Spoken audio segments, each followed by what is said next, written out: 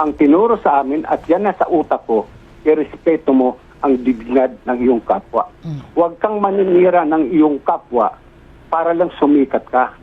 It is not the function of the ombudsman to be conducting every day a press conference announcing that this is what I did, announcing to the people that I signed the order dismissing from the service Senator Juan de la Cruz.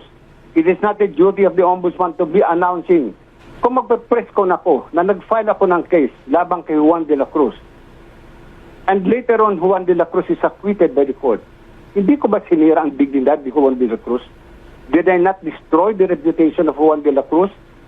Did I not destroy the family of Juan de la Cruz, especially if the case is about violation of the Anti-Graft and Corrupt Practices Act? Nirerespeto ko yung dignidad ng isang tao. Pinoprotektahan ko yung dignidad ng isang tao dahil karapatan niya yun eh.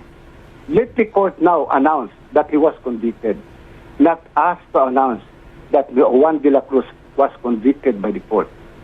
I don't want to glorify myself at the expense of people who are convicted by the court, or at the expense of people who have cases before the office of the ombudsman. If that is their hang-up, let it be. That is not my hang-up. That is not the values that was inculcated to me by my parents.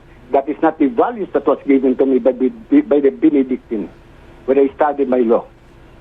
Hindi ho yun ang tinuro sa amin eh. Ang tinuro sa amin at yan nasa utak ko, irespeto mo ang dignidad ng iyong kapwa. Huwag kang maninira ng iyong kapwa para lang sumikat ka.